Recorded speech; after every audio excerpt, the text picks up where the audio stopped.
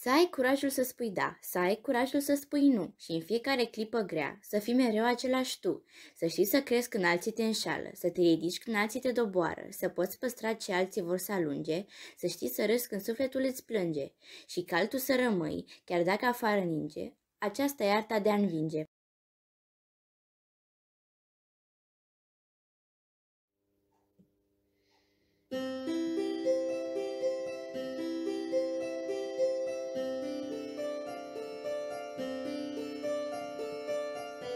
Pe pajiș sunt miresme de narcise, în aer vis, culoare și parfum. Ard flăcări vii pe crestele de dealuri, sub străvezii lăundruri de cristal. În depărtări, sclipirile de valuri au licăriri de lame de pumnal. În pacea asta calmă și divină, cu arome senzuale de serai, cum cresc acorduri vagi de violină și pierd noaptea limpede de mai. Nu-i parfumatul cântec ce pe clape l-am fost cântat pe vremuri amândoi, ci noaptea ce scoboară peste ape, cu fâșâit de surse și de foi.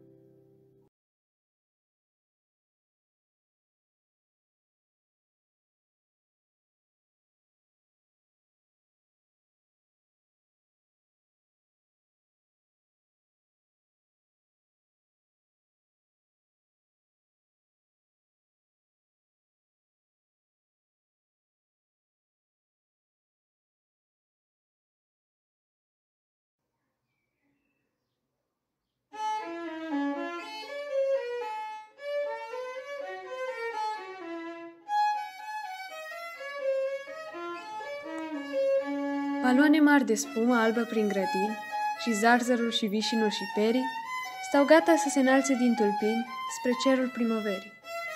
Caisul nostru s-a gătit la poartă cu panglici albe, ca în tablouri vechi, și cu zuluf de floare la urechi, cum astăzi nicăieri nu se mai poartă. Pe strada mare ies flori înalte la plimbare, în rochii de sezon ușoare, cu toate că e o vreme așa de schimbătoare. Ah, fetele și mai ales cucoanele, când vine primăvara, sunt dulci și colorate ca bomboanele. Pe cea care a trecut o cheamă Clara, fiindcă are ochi albaștri tare și gura ei cu ruși ca de coral surâde vertical. Un mic vârtej, copil al neființei, de-a curmezișul străzii rătăcit, nebun în jurul lui s-a răsucit, să-și prindă coada galbenă cu dinții. Departe, în azurul dintre nori, s-arată bifurcat pe cer un șir subțire de cocori, o escadrilă de pe vremea lui Homer.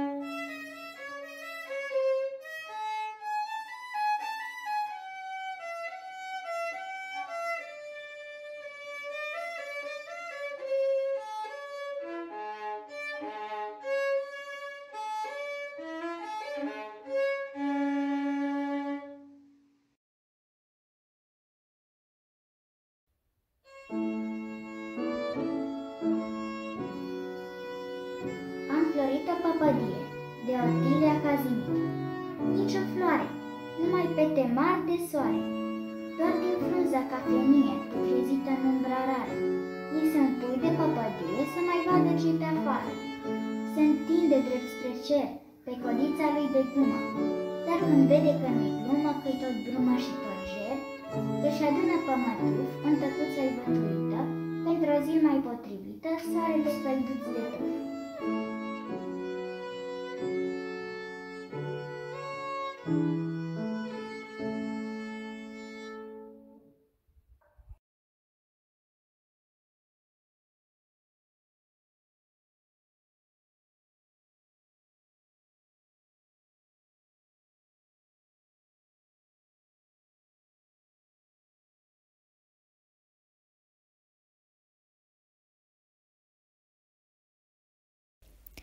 departe de tot ce-i omenesc, uitând de tot ce-i pământesc, în extaz s-au pironit, privind un tainic asfințit, ca întreaga zare în lung și în lat.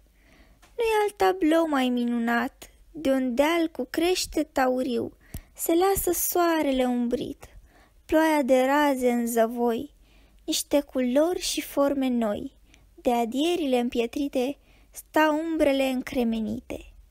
În contururi cât mai vagi, redau neasemuit forme greu de închipuit, atât de pe nesimțit, amurghe tainic asfințit, a cărui umbră se întinde, tot în jurul ne cuprinde, întregul orizont himeric, e mistruit de întuneric, de frumuseți înseninat, sufletul s-a minunat, însă inima mă doare, că totuși e apus de soare.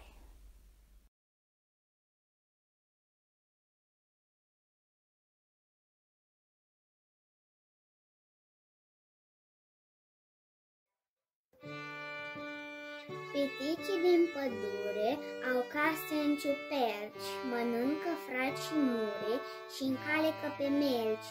Piticii nu știu carte, nu știu nici poezii și melcii îi duc departe în lungi călătorii. Îi urcă în copaci cu coajă și frunziși și ochilor săracii se uită în cruciși. Și melcii duc la școala de pitici. În zor de zi îi scoală ceasornicul arici.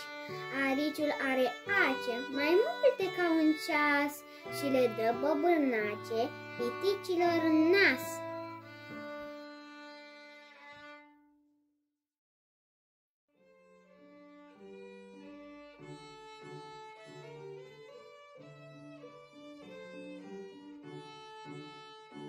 Inima de foc își lăsă capul în jos, în semn de încuvițare. Oricum, gheara de tigru nu era o problemă care putea să se rezolve peste noapte.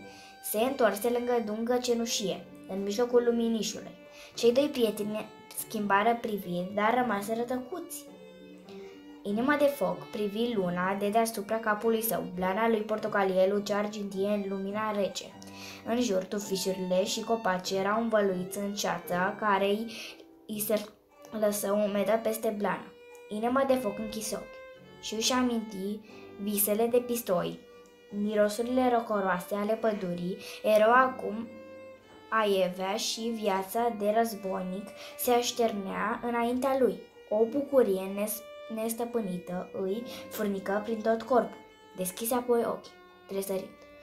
O pereche de ochi scânteia dinspre vizuina războinicilor.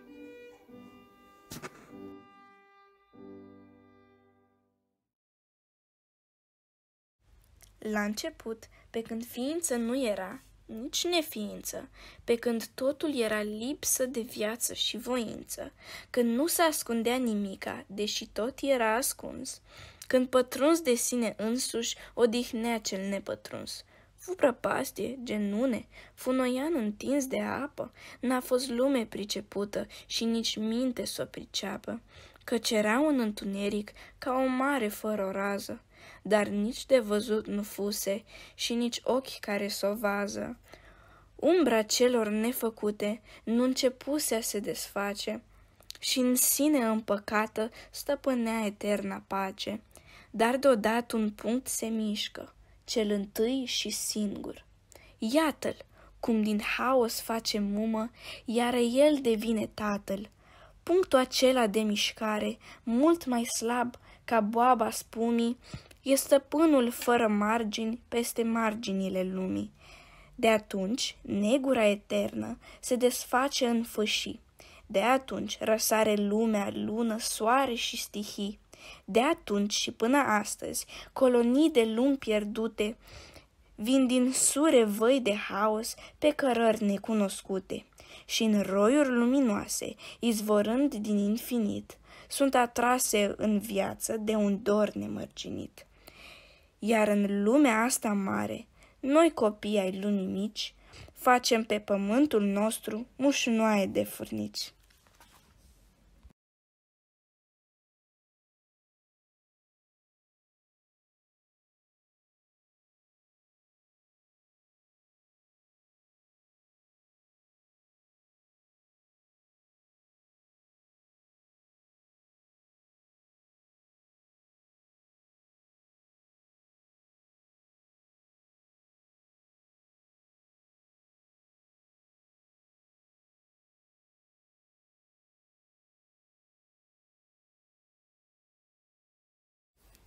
copacul de Ion Barbu, hipnotizați de adânca și limpedea lumină, a boltii o destinse deasupra lui, aș vrea să sfârme zenitul și nebunit să bea, primit de crengi crispate, licoarea opalină. Nici valurile nopții, nici umeda perdea, de norul nu-i gonește imaginea senină. De un strălucit albastru, viziunea lui e plină, oricât de multe neguri în jurul îi vă cădea, dar când august toamna din nou îl fășoară, în tonuri de crepuscul, când toamna prinde iară, sub casa lui de frunze, un rod îmbelșugat. Atunci întinde simpla, obsească armonie cu tot ce îl limitează și îi leagă în păcat, în toamna lui copacul se închină către glie. Pe cealaltă parte, copacii erau mai mari, adăpostindu-i de furtună în timp ce mergeau grăbiți umăr la umăr. Ai de gând să-mi spui exact de ce trebuie să-l salvăm pe Labă Neagră? Întrebă Labă Cenușie gâfâind. Fiindcă știe că Gheară de Tigru l-a ucis pe Coadă Roșie, răspunse Labă de Foc. Gheară de Tigru l-a ucis pe Coadă Roșie? Repetă Labă Cenușie neîncrezător, oprindu-se în loc și privindu-l mai întâi pe Labă de Foc, apoi pe Labă Neagră. La bătălia cu clanul răului, pufăi Labă Neagră. L-am văzut. Dar de ce ar face așa ceva? Izbucni Labă Cenușie, pornind iar la drum și coborând panta care ducea spre Poiana de la 4 stejari. Nu știu, poate a crezut că Stea Albastră îl va numi pe el secund, zise Labă de Foc ridicând glasul peste vuietul vântului. Labă Cenușie nu răspunse, dar chipul îi se întunecă. Pisicile începură să urce povârnișul abrupt, care ducea în ținutul clanului vântului, în timp ce Labă de Foc urca de pe un bolovan pe altul, îl strigă pe Labă Cenușie. Voia ca prietenul lui să înțeleagă primejdia pe care îl pândea pe Labă Neagră în tabăra clanului Tunetului. L-am văzut pe Gheară de Tigru vorbind cu Dungă Neagră și Coadă Lungă în noaptea în care a fost ucis Inimă de Leu, strigă el. Vrea să scape de Labă Neagră. Să scape de el? Adică să-l omoare? Labă Cenușie se așeză greoi pe un bolovan. Labă de Foc se opri uitându-se la prietenii lui. Labă Neagră se oprise undeva mai jos să-și tragă sufletul. Arăta și mai mic, cu blana udă lipită de trupul firav. Pisicuța educată. Pisicuța mea vărgată, ieri era cam bosunflată, că am certat-o pentru că bună ziua nu prea dă și ar mai fi ceva de spus, e cu nasul cam pe sus. Pisicuțele de-o cheamă nu prea sunt băgate în seamă, când se întâlnesc pe stradă trebuie să dai dovadă că ești bine educată, am certat-o eu îndată, uite ce m-ai supărat, păi așa te-am învățat? Fii atentă la purtare, ești de acum pisică mare și e tare rușinos să nu te comporți frumos. Să mă credeți pe cuvânt, puse capul în pământ, răspunsese rușinată, haide, nu fi supărată. Știu să fiu respectoasă, chiar să fiu prietenoasă și precum ai învățat, de acum neapărat și binețe o să dau, te asigur, miau.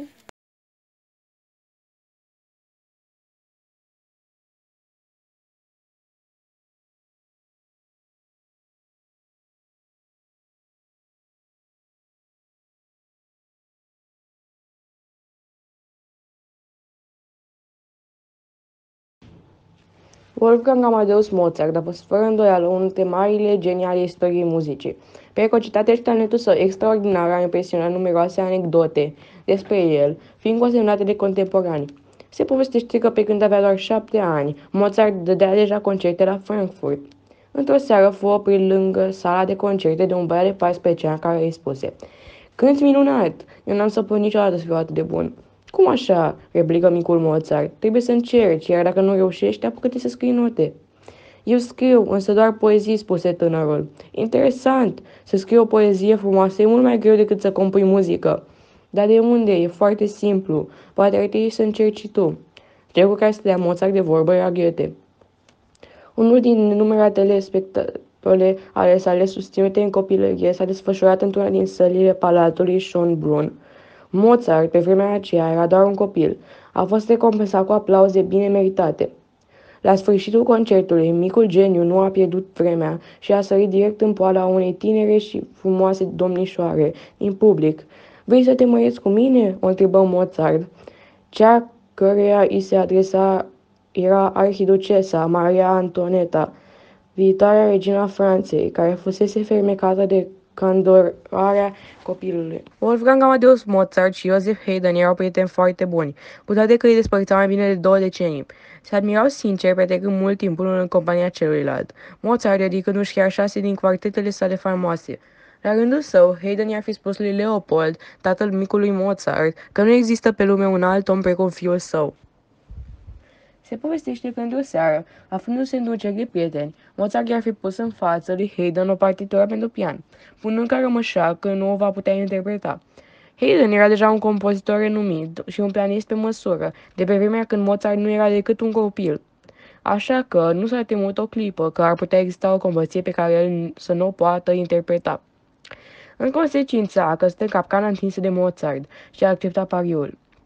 S-a accezat tacticos la pian și a început să cânte, dar după nu mult timp a trebuit să se oprească, nemai putând continua.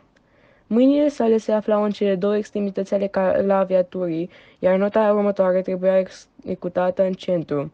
Haydn a spus că se recunoaște învins, dar că nu crede că așa ceva se poate cânta. Mozart s-a așezat liniștit la pian și a cântat, până a ajuns la nota buclucașă, pe care a atins-o cu nasul. Toată lumea a râs, a aplaudat, iar Mozart a câștigat pariul. Când compozitorul englez Benjamin Britten a aflat că marșul turcesc de Mozart a fost transformat într-o compoziție de jazz, a exclamat: "E ca și cum mi s-ar pune un stață Giocondei, lui Apollo o cască de motociclist și lui Venus un sutien." Mozart, al cărui talent nu a fost contestat niciodată, se bucura de apreciere unanimă. Bineînțeles că nu lipseau niciodată din jurul lui cei care îi cereau sfaturi, compozitori la început de drum care se credeau și ei atinși de aripa geniului. Odată fu întrebat de un tânăr aspirat la glorie, care e calea cea mai bună pentru a scrie o simfonie.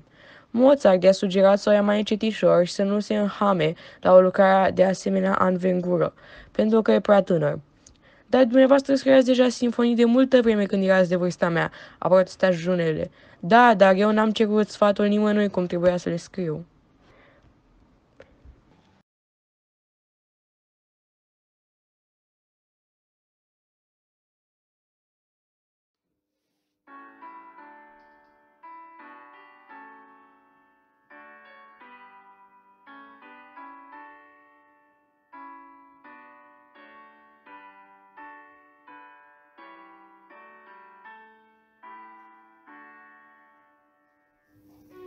Un farmec trist și neînțeles, de Mihai Eminescu.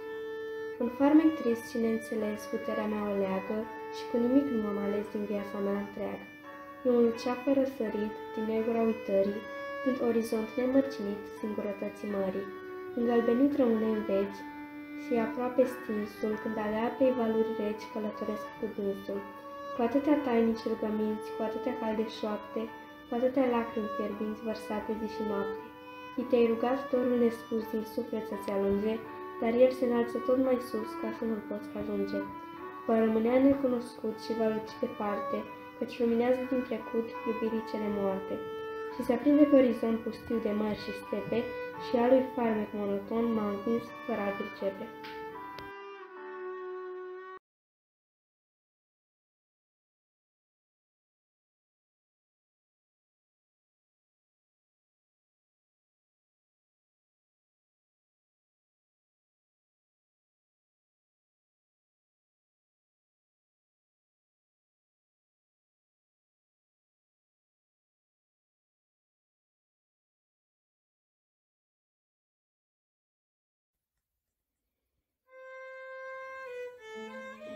Vrui, cititorule, să-ți fac un dar, o carte pentru buzunar, o carte mică, o cărticică.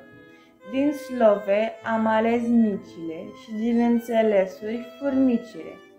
Am voit să umplu celule cu suflete de molecule. Mi-a trebuit un violoncel. Am ales un brotăcel pe o foaie de trestie îngustă. O harpă, am ales o lăcustă. Cimpoiul trebuia să fie un scatiu și nu mai știu. Farmece aș fi voit să fac și printr-o ureche de ac să strecor un fir de ață, micșorata, subțiata și nepipăita viață. Până în mâna, cititorule, a dumitale, măcar câteva crâmpeie, măcar o țândră de curcubee, măcar nițică scamă de zare, nițică nevinovăție, nițică depărtare. Aș fi voit să culeg drojdii de rouă într-o cărticică nouă, parfumul umbrei și cenușa lui, nimicul nepipăit să-l caut vrui, acela care tresare, nici nu știi de unde și cum, am răscolit pulberi de fum.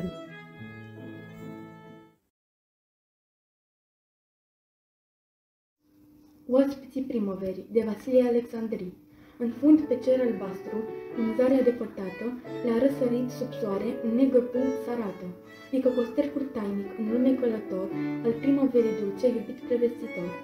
El vine, se înalță, în cerul line zboară și, repede ca gândul, la cuibui se coboară.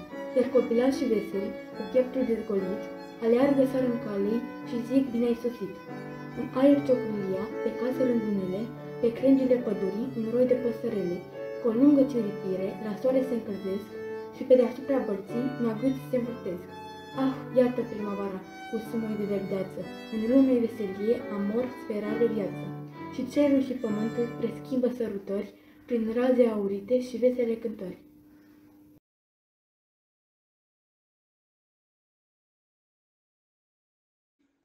Vivaldi Antonio Lucio, preotul roșu. Fiul unui violonist legat de Basilica San Marco din Veneția, el însuși violonist, a primit tonsura monahală la 15 ani și a fost hirotonisit preot la 25. Atins de o maladie cronică despre care se presupune că era astm, cel pe care Veneția îl supranumea preotul roșu din cauza culorii părului său, a știut să se facă exceptat de la îndatoririle ecleziastice începând din 1703, iar din acel moment a putut să se consacreze compoziției și învățământului. Numit responsabil la Pieta, așezământ dedicat orfanilor și copiilor ilegitime ai orașului, în pofida unor întreruperi uneori foarte lungi, avea să rămână fidel acestei funcții până în 1740. Totuși, a început să călătorească din ce în ce mai mult ca virtuos și compozitor. Roma în 1722 și 1724, unde a cântat în fața papei, probabil Dresda și Darmstadt, cu siguranță Amsterdam, unde a fost publicată cea mai importantă parte a creației sale, Florența, Praga, în sfârșit Viena, unde a murit uitat și în mizerie. La Pieta avea să formeze elevi, să întrețină o orchestră repede devenită celebră în întreaga Europa și să compună pentru concertele publice pe care așezământul le oferea duminica.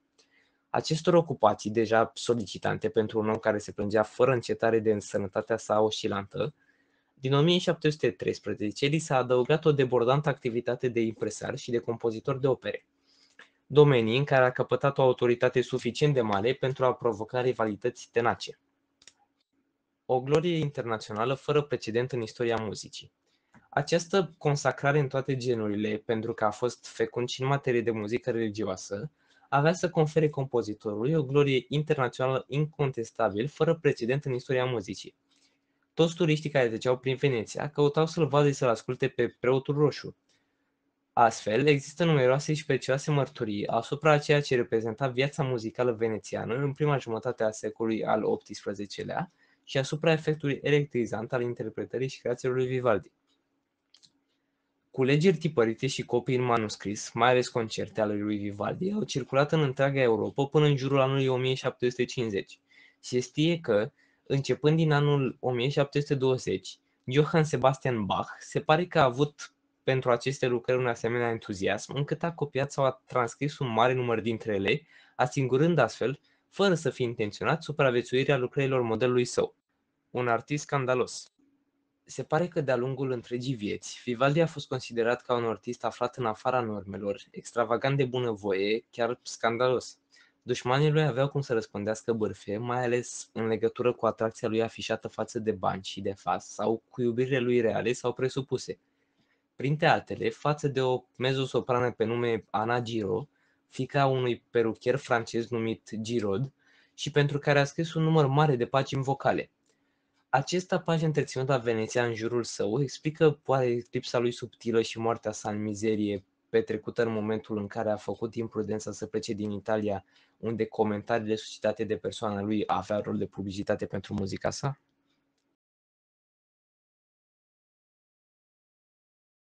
Viorile lui Enescu, povestea unei iubiri dificile. Prima sa întâlnire cu muzica s-a petrecut la vârsta de 3 ani, când a auzit întâia oară un taraf de lăutari ce cânta într-o stațiune balneară situată în apropiere de Liveni, astăzi comuna George Enescu, satul cu dealuri domoale și șes din nordul Moldovei, unde s-a născut viitorul muzician.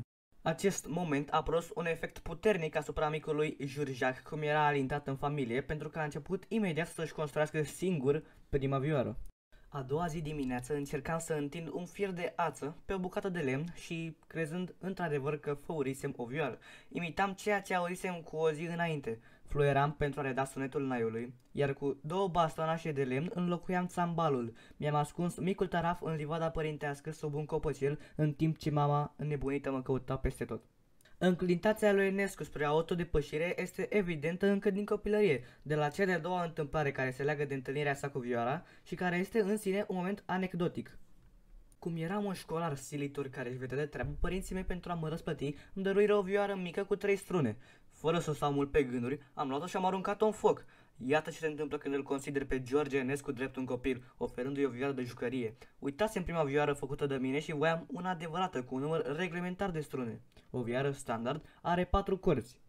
Părinții cedează insistențelor și la 4 ani dăruiesc lui Jurjac prima vioară adevărată pe care copilul a început să învețe singur, astfel că i-a cântat într-o zi tatălui său cu un singur deget pe o singură coardă, valsul Varurile Dunării de Iosif Ivarovici. Apoi, primele lecții le-a luat de la un lăutar țigan poreclit la Echiorul. La 5 ani, Costache Enescu îl duce pe micul George la Iași pentru a fi văzut de Eduard Caudela, profesor de vioară și director al conservatorului din oraș. Îndrăzneț pentru vârsta lui, Enescu i-a răspuns lui Caudela după ce acesta l-a rugat să-i cânte ceva. Mai întâi cântă dumneata, să văd ce știi. Caudela a simțit talentul copilului precoce, a sugerat ca acesta să învețe notele și apoi să revină la el. Drumul la Iași prilejuiește și realizarea unei celebre fotografii din copilăria lui Enescu. Caudela i-a dat una dintre viorile sale pentru a se fotografia la renumitul fotograf din capitala Moldovei, Nestor Heck, care l-a fotografiat pe nimeni altul decât pe Eminescu.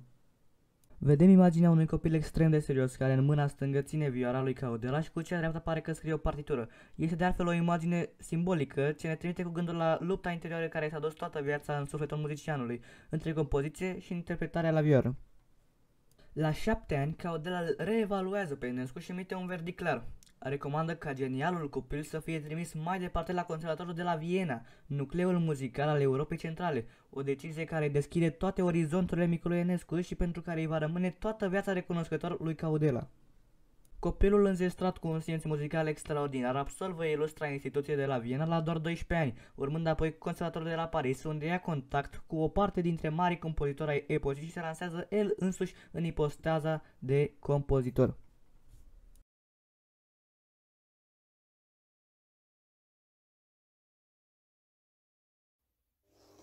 Centaurii, inorogii, căprioarele și păsările, care erau, bineînțeles, echipa de salvare pe care o trimisese Aslan în capitolul dinainte, se pregătiră imediat să se întoarcă împreună la masa de piatră, ducându-l pe Edmund cu ele.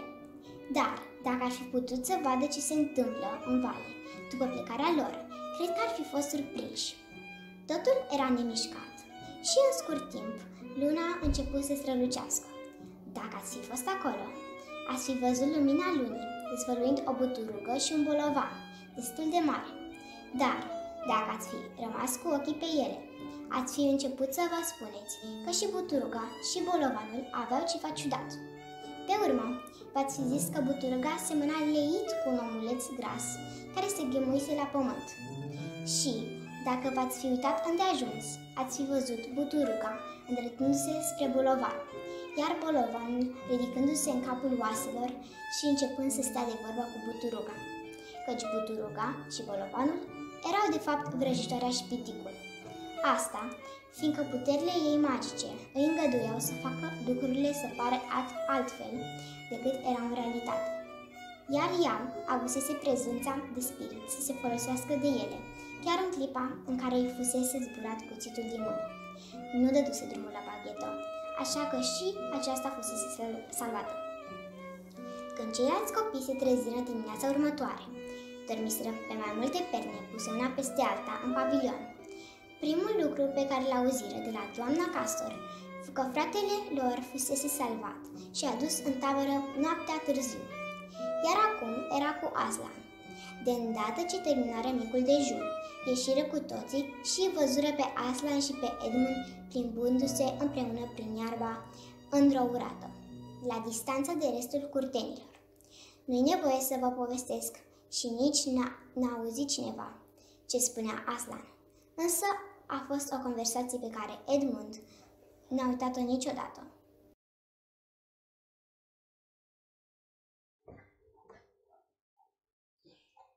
Elinor își dese glasul și îl cercetă pe Mo atât de reprobator ca și cum el ar fi fost de vină că fața lui știa lucruri atât de extravagante. Apoi puse mâna pe clanță. Pe această ușă, zise în timp ce apăsă clanța cu o evlavie aproape solemnă, n-a intrat încă niciun copil. Dar, fiindcă tatăl tău ți-a insuflat probabil un anume respect pentru cărți, fac o excepție. Dar numai cu condiția să stai cel puțin la 3 pași distanță de rafturi. Accepți condiția? O clipă, Maggie voi să refuze. Mult prea mult i-ar fi plăcut să o uluiască pe Elinor, pedepsindu-i cu dispreț cărțile, dar nu putu. Curiozitatea îi era pur și simplu prea puternică. I se părea aproape că aude cărțile șoptind prin ușa întredeschisă. Mii de povești necunoscute făgăduiau să-i deschidă mii de uși spre mii de lumi nici când văzute. Ispita era mai puternică decât mândria lui Maggie. Acceptat, murmură și încrucișă mâinile la spate. 3 pași, o mâncau palmele de poftă. Deștept copil, zise Elinor pe un ton atât de condescendent, încât Maggie era aproape să-și anuleze hotărârea. Intrară apoi în sectorul Elinorii. Ai renovat-o, îl auzi Maggie pe Mo spunând. Mai zis ceva, dar ea nu mai asculta. Privea țintă doar la cărți. Rafturile în care erau așezate mirosea a lemn proaspăt tăiat. Ajungeau până sus la un tavan azuriu, de care atârnau minuscule lămpi ca niște stele fixate de el. Scări înguste de lemn, prevăzute cu role, stăteau în fața rafturilor, gata să ducă orice cititor lacom la rafturile de sus. Existau pupitre pe care se aflau cărți deschise, prinse cu lanțuri de alarmă aurite. Existau vitrine de sticlă în care cărți cu paginile învechite și pătate arătau oricui se apropiau de ele cele mai minunate imagini. Maggie nu putu să se abține. Un pas, o privire rapidă spre Elinor, care din fericire îi întorcea spatele și se afla în fața vitrinei. Se aplecă adânc, mai adânc, deasupra vitrinei, până că se ciocni cu nasul de ea.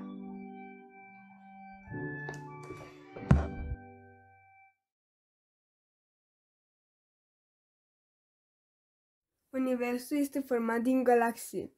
Probabil că există peste 2000 de miliarde de galaxii. Ele au 3 forme de bază, spilarate, eliptice și neregulate. Galaxia este un glob mare de stele ținute împreună de gravitație. Soarele este unul dintre cele aproximativ 200 de miliarde de stele ale galaxiei noastre Calea Lactee. Calea Lactee este o galaxie mare spilarată și este veche de peste 14 miliarde de ani.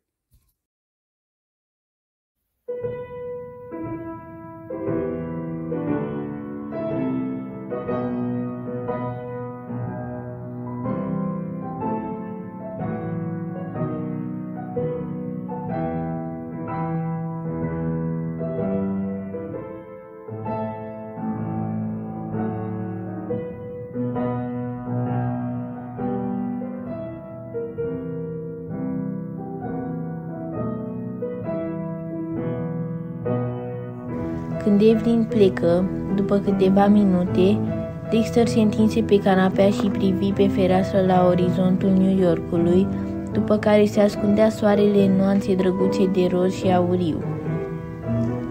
Crezuse că dacă nu mai are nimic de pierdut este, în sfârșit, invulnerabil.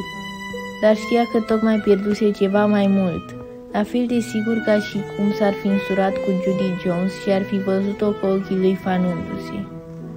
Visul se dusese, îi se smulsese ceva. Într-un fel de panică și apăsă ochii cu palmele și încercă să revadă imaginea apelor clipocind la Sherry Island și veranda luminată de lună, și punta de bumbac pe terenul de golf, și soarele uscat, și culoarea aurie a gâtului ei moale, și gura ei umețită de sărutările lui, și ochii plini de melancolie, și prospețimea ei matinală ca o pânză nouă și frumoasă. Cum lucrurile astea nu mai existau pe lume? Existaseră și nu mai există.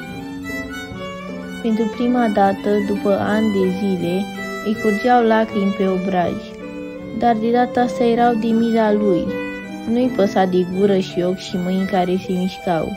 Voia să-i pese și nu putea, pentru că plecase și nu mai putea niciodată să se întoarcă. Porțile erau închise, soarele apusese și nu mai exista frumusețe, decât aceea cenușie a oțelului, care ținea piept timpului. Chiar și jalea pe care se poate s-o fi suferit rămăsese undeva în urmă, în ținutul iluziei, al tinereții, al bogăției vieții, în care înfloriseră visurile lui de iarnă. Cu mult timp în urmă, spuse el, cu mult timp în urmă era în mine ceva, dar acum lucrul acela a dispărut. Acum lucrul acela a dispărut, lucrul acela a dispărut. Nu pot plânge, nu pot suferi, lucrul acela nu se va mai întoarce niciodată.